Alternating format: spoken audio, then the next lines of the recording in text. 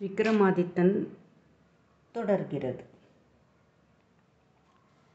மாரிக்காலம் போய் வசந்தம் வந்தது. மலர்கள் முக்கு அவிழ்ந்து நறுமணம் பரப்பின. வசந்தம் வந்ததை கொண்டாட மக்கள் உற்சவம் நடத்தினார்கள். அரசன் யானை ஏறி வீதியிலே புறப்பட்டான். அவ்விதம் வரும்போது அவனை கண்ட குலமங்கையர் அவன் மீது மையல் கொண்டு விடக் கூடுமாதலால், அதனால் விபரீதம் ஏற்படக்கூடுமாதலாலும் அவர்கள் மறைந்து விலகி போவதற்காக மன்னர் பிரானின் வருகையை பறை கொட்டி தெரிவிப்பார்கள்.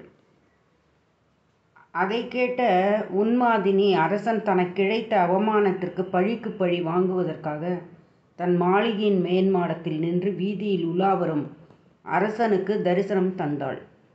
அவள் உருவத்தையும் அழகையும் கண்ட அரசன் திகைத்து விட்டான். மாறன் எய்த கணைகள் அரசன் உள்ளத்தில் நன்றாக தேய்த்தன. அரண்மனை வந்து சேர்ந்ததும் அந்த மங்கை யார் என்பதை பற்றி விசாரித்தான். முன்னர் ஒரு சமயம் தான் வேண்டாம் என்று நிராகரித்த வியாபாரியின் மகளே அவள் என்பதை அறிந்தான். அவள் அழகில் அமங்கல குறிகள் தெரிகின்றவென்று முன்னர் தன்னிடம் சொன்னவர்களை அரசன் நாட்டிலிருந்து பிரஷ்டம் செய்து துரத்திவிட்டான். அதற்கு பிறகு அரசனுக்கு இரவு பகல் அவள் நினைவுதான். அந்த நினைவால் அவன் வாடி வதங்கினான். அந்த பெண்ணிடம் கொண்ட காதல் அரசன் உடலையும் உள்ளத்தையும் உருக்கி வந்தது. அவன் உடல்நிலையைக் கண்டு பலரும் வந்து விசாரித்தார்கள். ஆனால் தன் உள்ளத்தை தகித்து வரும் காதலை பற்றி மன்னனுக்கு வெளியே சொல்ல வெட்கம். கடைசியில் அவர்களுடைய தொந்தரவு பொறுக்க முடியாமல் தனக்கு அந்தரங்கமானவர்களிடம் விஷயத்தை தெரிவித்தான். உடனே அவர்கள், இதற்காக ஏன் கவலைப்பட வேண்டும், வாட வேண்டும்? தங்கள் ஆணைக்கு அவள் காத்திருக்கிறாள். தாங்களே அவளை அழைத்து கொள்ளலாம் என்றார்கள். ஆனால் நீதி தவறாத மன்னன் அவர்கள் உபதேசத்தை ஏற்கவில்லை. உன்மாதினியின் கணவனான படைத்தலைவன் பலதரனுக்கு இந்த செய்தி எட்டியது. மன்னனிடம் அத்தியந்த ராஜபக்தியும் விசுவாசமும் உடைய அவன் அரசன் காலில் வீழ்ந்து சொன்னான், மன்னன் பிரானே, அந்த அடிமை பெண்ணை தங்கள் அடிமைகளில் ஒருத்தியாகவே தாங்கள் கருத வேண்டும். வேறு ஒருவன் மனைவியாக கொள்ளக்கூடாது. நானே அவளை மனமாற அர்ப்பணம் செய்கிறேன். தாங்கள் அவளை ஏற்றுக்கொள்ள வேண்டும். இல்லாவிட்டால் அவளை கோயிலுக்கு தானமளித்து விடுகிறேன். குலமங்கையரை அடையும் தோஷம் அப்போது ஏற்படாது உங்களுக்கு. ஆகவே தாங்கள் அவளை தாராளமாக ஏற்றுக்கொள்ளலாம் என்றான். இவ்விதம் படைத்தலைவன் திரும்ப திரும்ப வற்புறுத்தி சொன்ன போதும் அரசன் கோபம் கொண்டு அதற்கு இணங்க மறுத்துவிட்டான். அரசனாக உள்ள நான் அறநெறியை விட்டு விலகினால் அப்பால் யாருதான் அதை பின்பற்றுவார்கள்?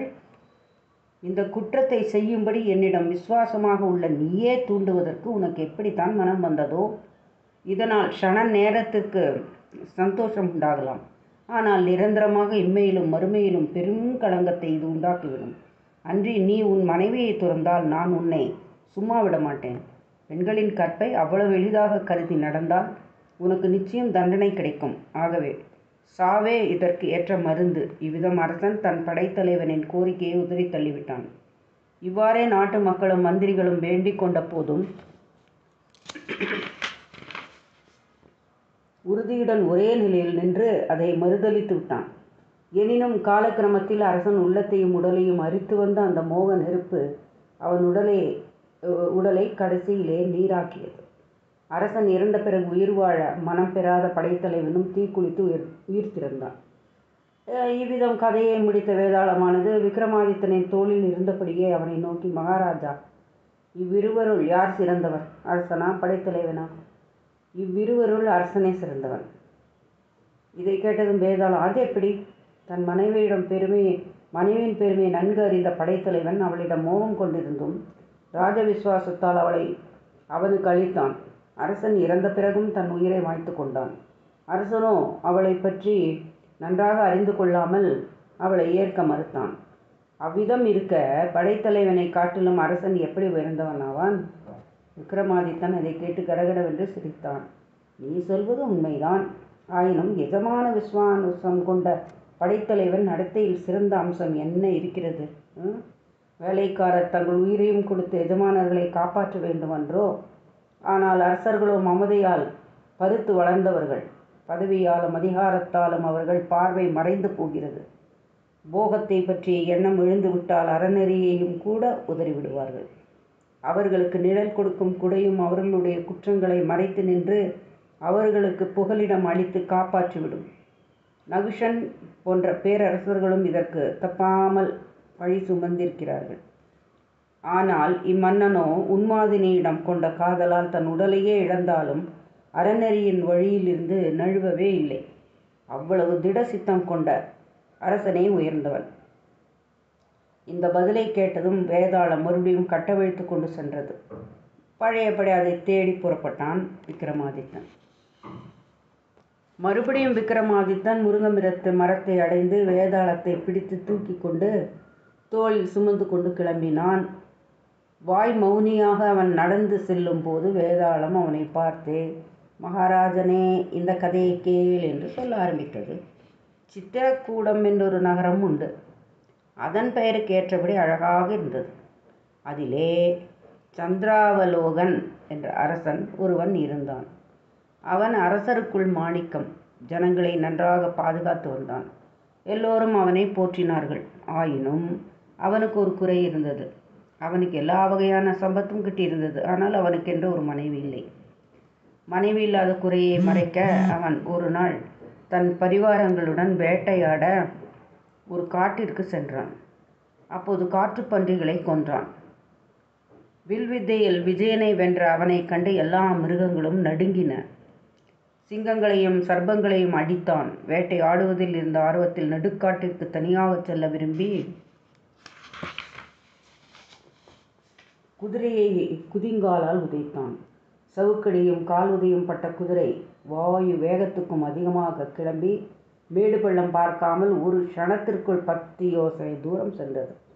அரசனுக்கு ஒரே பிரமிப்பாய் போயிட்டது.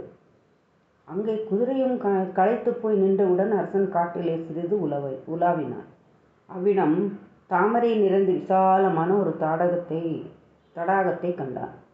காற்றிலே முன்னும் பின்னும் வளைந்து ஆடும் தாமரைகள் அரசனை வா வா என்று கை காட்டி அழைப்பது போல இருந்தன. உடனே அரசன் குளத்தை அடைந்து குதிரையை விட்டு கீழே இறங்கினான். சேணத்தை எடுத்து குதிரையை கீழே புரள விட்டு குளிக்க விட்டு தண்ணீர் காட்டிவிட்டு ஒரு மரத்தடியில் கட்டி ஒரு கட்டு புல்லையும் போட்டு மேய விட்டான். பிறகு அவன் குளத்தில் குளித்து தண்ணீர் அருந்தி களைப்பாறினான். அதற்கப்பால் அவன் சுற்றுப்புறங்களை கவனித்தான். அங்கே அசோக மரத்தடியில் பேரழகு வாய்ந்த முனிவர் குமாரி ஒருத்தி தன் தோழியுடன் உட்கார்ந்திருந்தாள். அந்த பெண் மர உரி தரித்து மாலை அணிந்து ரிஷி பத்தினிகளைப் போல தலைமயிரை எடுத்து கட்டியிருந்தாள். அவளை கண்டு மாறன் கணையால் தாக்கொண்ட மன்னன், இவள் யாராக இருக்கும்? தடாகத்தில் குளிப்பதற்காக சாவித்திரியே வந்திருக்கிறாளா? அல்லது சிவனிடமிருந்து பிரிந்து கௌரி தேவியை மறுபடியும் தபசு பண்ண வந்துவிட்டாளா? சூரியோதமாகி சந்திராஸ்தமனம் ஆகிவிட்டதால் சந்திரனின் தன்னொழியே தபசு பண்ண பெண்ணுருவம் கொண்டு வந்திருக்குமோ? நேரிலேயே போய் கேட்டு பார்க்கலாம் என்று எண்ணினாள். அவன் வருகையை பார்த்த அவள் அவன் அழகை கண்டு திகைத்து போனாள். மாலை தொடுத்து வந்த மங்கையின் கை நழுவியது. அந்த காட்டில் நுழைந்து வரும் இவர் யார்? சித்தரா? வித்யாதரரா? இவர் அழகை கண்டு உலகம் முழுவதும் வியந்து நிற்குமே. இவ்விதம் எண்ணி அவள் இருக்கையிலிருந்து எழுந்து கடைக்கண்ணால் அவனை பார்த்தபடியே அந்த இடத்தை விட்டு நகர்ந்தாள். ஆனால் அவள் கால்களோ அடியெடுத்து வைக்க மறுத்தன. இங்கிதம் அறிந்த மன்னன் மெல்ல அவளை அணுகி, சுந்தரி, முன்பின் அறியாமல் முதல் தடவையாக பார்க்கும் என்னை உபசரிக்க வேண்டுமென்று நான் கேட்கவில்லை. நெடுந்தூரத்தில் இருந்து வரும் நான் உன்னை பார்த்து கொண்டிருப்பதை தவிர வேறு எதுவும் விரும்பவில்லை.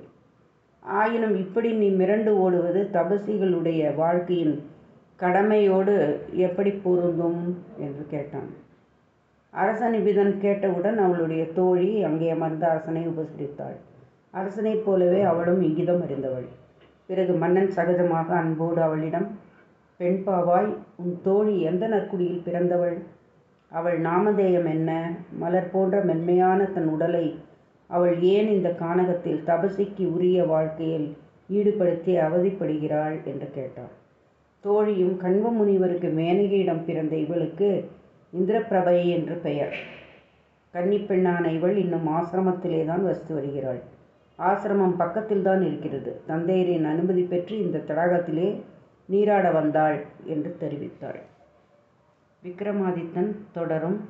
நன்றி, வணக்கம்.